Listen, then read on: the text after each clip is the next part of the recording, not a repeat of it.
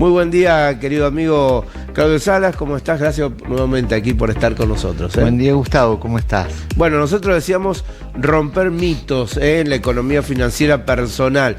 ¿Qué es romper los mitos?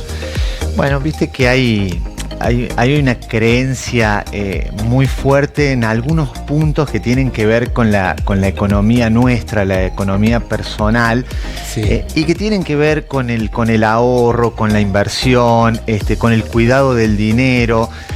Y bueno, nosotros en las finanzas personales hablamos de esos mitos financieros que vienen ya de probablemente nuestros padres o nuestros abuelos, y que vamos a ver hoy acá que no es como nosotros nos han inculcado. Entonces yo digo, bueno, vamos a romper un poquito esa creencia que hay con algunos puntos.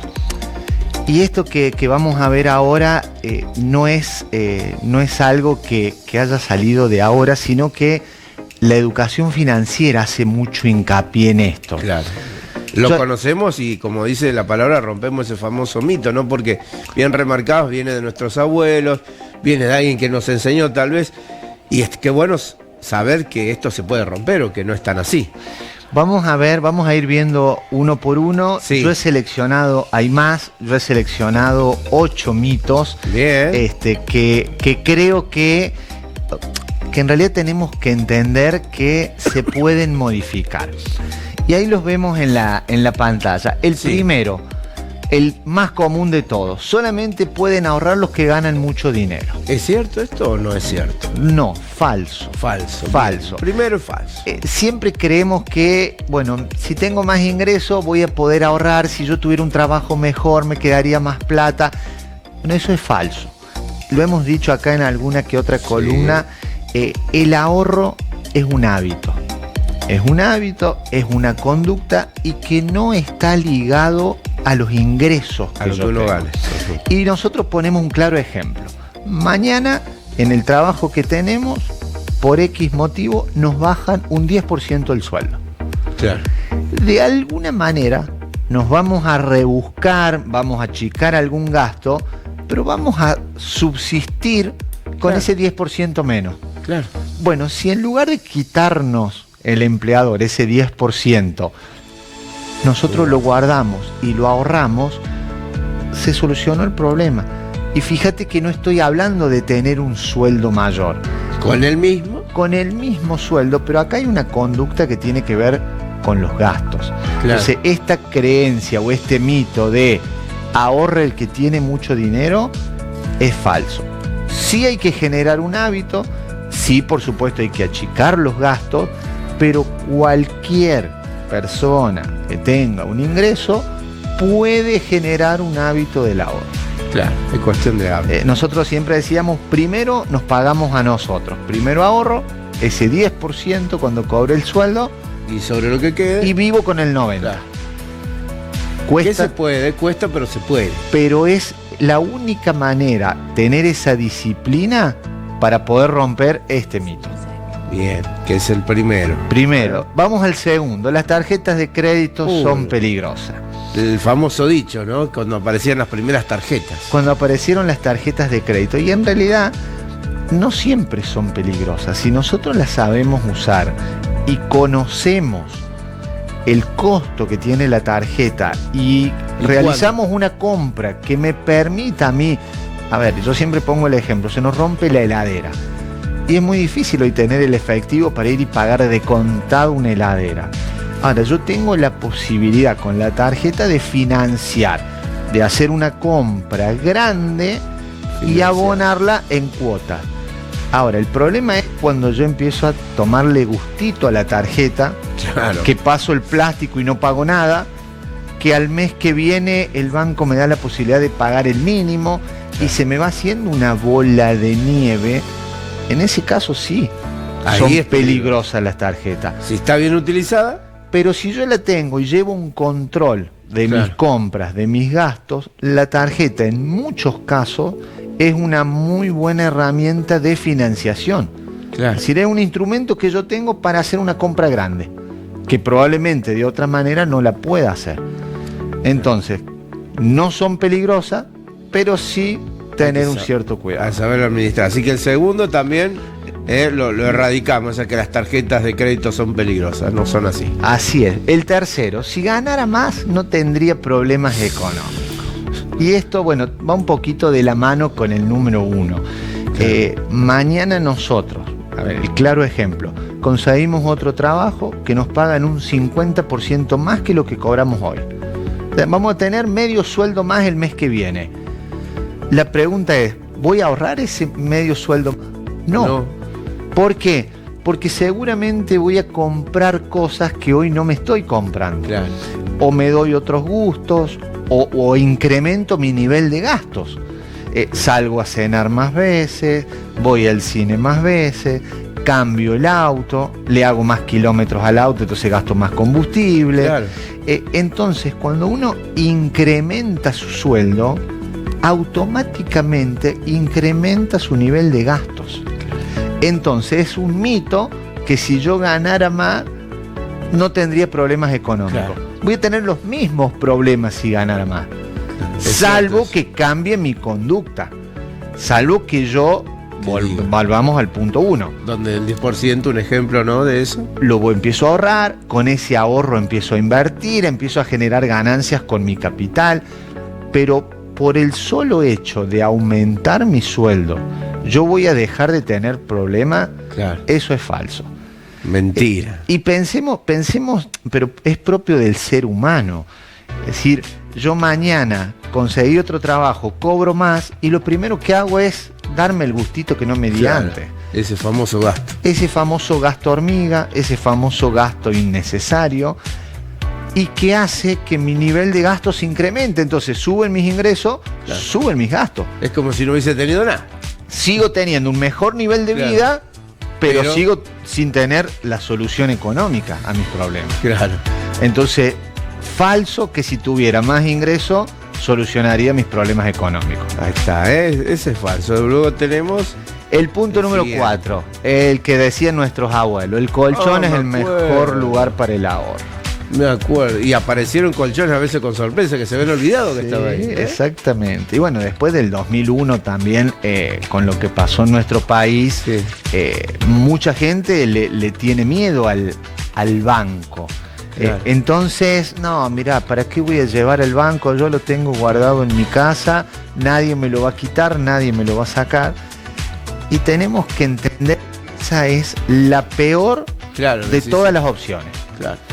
Nosotros decimos, hay muchos instrumentos de inversión, o sea, muchos instrumentos donde yo puedo generar una ganancia. Y hoy más que nunca, ¿no? Con las tecnologías, las aplicaciones, las billeteras. Hoy lo podemos hacer desde el celular, exactamente. Claro. Ahora, dejarlo en mi casa, en la mesa de luz, en la cajita de zapato o en el colchón, es la peor de todas las opciones, porque a mí no me genera rentabilidad eso. Es más, creo que perdemos en este país, ¿no? Con la inflación que vamos a suponer, una inflación del 4%, significa que yo al mes siguiente, con esa plata que tengo guardado, compro menos que antes. Claro. No le saqué rédito, es más, se está perdiendo, está desvalorizando, exactamente, ¿no? Se me va desvalorizando mes a mes si yo ese dinero no lo hago mover. Trabaja. Muchas veces decimos el plazo fijo es la menos mala de las opciones. Bueno, al menos algo me da.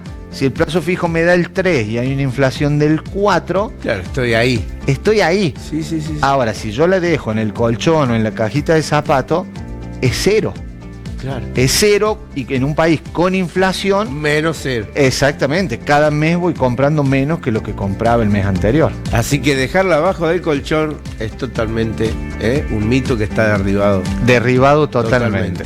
Bueno, vamos a la segunda placa, que ahí tenemos el punto 5, punto 6, punto 7 y punto 8, y que tiene que ver con esto también, lo que estábamos hablando recién. El punto 5 dice: la inversión es un tema para millonarios o expertos. Cuando uno habla de la inversión, vamos a invertir. Pero yo no tengo plata. Es lo primero que dice todo. Lo primero que te dicen plata. O yo no sé del tema. Bueno, ese mito es falso. Primero, porque para invertir no hay que ser millonario. Para invertir yo puedo invertir 1.000 pesos, puedo invertir 5.000 pesos, puedo invertir 10.000. Yo con un piso de 1.000 puedo hacer una inversión. Claro. ¿Qué es una inversión? Colocar ese dinero en algún lugar para que después de un determinado tiempo a mí me genera una rentabilidad. Entonces hoy puedo hacer un plazo fijo, puedo hacer un fondo común de inversión, puedo invertir en una bolsa de valores, puedo comprar acciones, puedo comprar bonos, y no hay que ser experto, no hay que ser un conocedor. Para hacer un fondo de inversión basta con abrir la aplicación del celular, Claro. buscar cuáles son las opciones y leer los distintos fondos que hay. Por supuesto que a medida que uno va avanzando y queremos hacer inversiones más sofisticadas, tal vez necesite tener un poquito de conocimiento.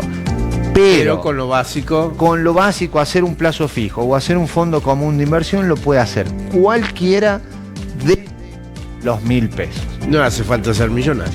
No hace falta ni ser millonario ni ser un profesional en el área para realizar La una inversión. Descartado ese mito. Listo, mito 6 fuera. Y ahora viene. Punto 6. Las deudas son malas. Si siempre decían, no te va a endeudar que después quedás. Bueno, no siempre las deudas son malas. Nosotros tenemos asociada la palabra deuda con problema. Claro. Tengo una deuda, tengo un problema.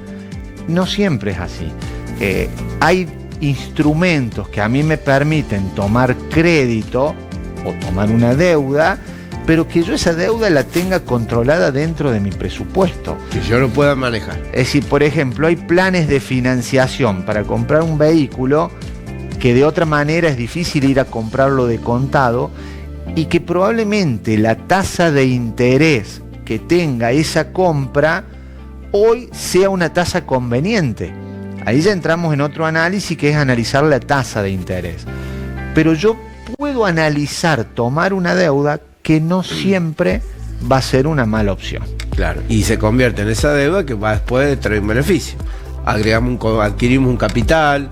Exactamente. Ejemplo, ¿no? O querer realizar una inversión en un negocio, así, bueno, quiero comprar una maquinaria, entonces tomo un crédito para comprar esa maquinaria, pero yo sé que esa maquinaria me va a generar una rentabilidad. Y con esa rentabilidad queda un porcentaje para esta pequeña pyme y pagar el crédito. Y puedo pagar el crédito. Entonces la deuda no siempre es una mala opción. Bien.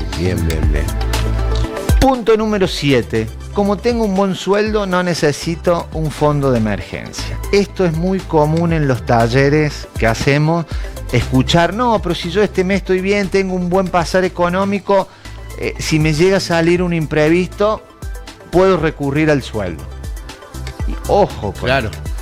Ojo, porque independientemente de tu sueldo, hacia vos te quede un margen, el fondo de emergencia, si querés llamarle, siempre es importante. Siempre en la vida tenemos algún imprevisto. De salud, material, con el auto, un viaje. Siempre va a haber algo que se nos sale de nuestro presupuesto. Y para eso yo tengo que tener constituido un fondo de emergencia, mis ahorros para poder retirarlo. Los estados provinciales, los entes nacionales existe un fondo de emergencia que se sabe tomar, por ejemplo, para el caso de las pandemias, para alguna emergencia propiamente dicha. Eso lo podemos replicar nosotros. Exactamente, lo mismo que hace un municipio, que hace un gobierno, decir, bueno, yo tengo mi reserva porque mañana viene una inundación, claro. Viene una tormenta, bueno, y tengo un gasto imprevisto, poder tener los recursos para resolver problemas. Claro. En nuestro caso, en las finanzas personales, es exactamente igual. Decir, bueno, me sucedió un problema de salud. Bueno, ¿qué hago? Necesito recurrir a ese fondo, independientemente de mi sueldo que yo tenga. Para él. Siempre, por supuesto, que si mejor es el sueldo, el fondo lo puedo ir construyendo mucho más rápido. Pero tener un fondo es una prioridad. Es importantísimo, eso es cierto, si lo comparamos con las necesidades imprevistas que salen. Ahí está, el otro mito más derribado. Y el último mito que yo he traído hoy, llevo en la cabeza toda mi contabilidad. No necesito cuaderno, no necesito aplicación, yo sé cuánto gasto.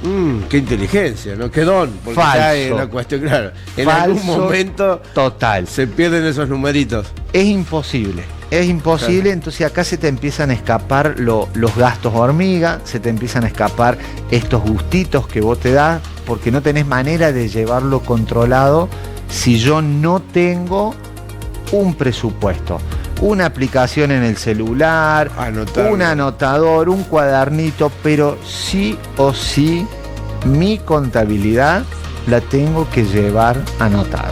Claro. No hay manera de hacer un control de algo si yo no lo llevo registrado. Y cómo te cambia, ¿no? No verlo, decirlo, vos lo tengo en la mente y escribir. Tanto gasté de gas de más, tanto gasté de tal gusto. Y vos los ves reflejado el número y ya como que te preocupa un poco más. Es decir, me tengo que cuidar, ¿eh? No conozco una sola persona que haya hecho este trabajo por primera vez y no se haya sorprendido de sus gastos. Sí, todo. Nos Porque pasa. uno, vos decís, bueno, empecé el día 1, el día 2, cuando llegaste al día 20 y empezaste a sumar Y ver esos números. todos los gastos que vos has tenido, la primera reacción es: no puede ser que yo gasté todo esto. Claro. ¿Dónde se me fue? Diría mi mamá siempre.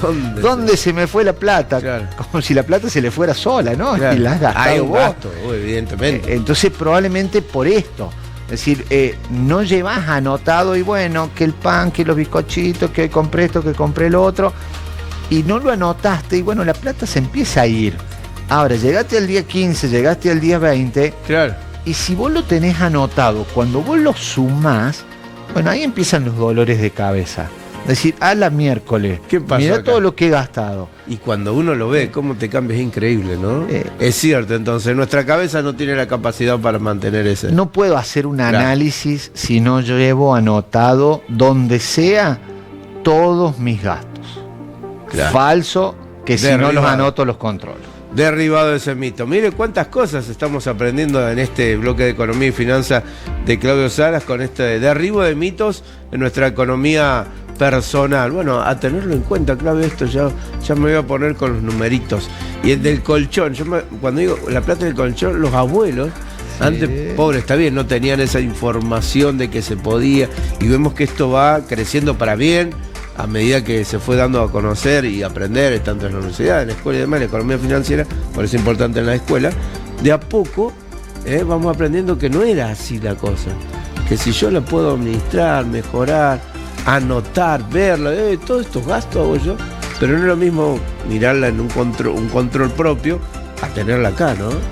Qué bárbaro. Hoy hay una fuerte impronta en cuanto a la educación financiera. O sea, todas estas cosas que nosotros hacemos y que se trabaja en los colegios, que la trabajamos en la universidad, tienen que ver con esto. No se habla del dinero, vamos como a los tumbos, como creemos, como pensamos, como nos enseñaron en casa, si es que nos enseñaron. Claro. Y hay otra manera de hacerlo de una manera correcta, independientemente de tu ingreso, y que te genera una buena salud financiera. Y aprovechar esa salud. Y acá es el bloque, el momento justo. Claudio, recordemos a aquellos que se quieran contactar con vos, cómo lo pueden hacer, dónde. Bueno, me pueden encontrar en las redes sociales mía, Claudio Salas, o en las redes sociales del estudio, Salas Pereira Contadores, Facebook, Instagram, me dejan un mensajito y coordinamos una reunión. Siempre importante remarcar nuestra querida ciudad de Justo Areque y Villa Mercedes. Exactamente.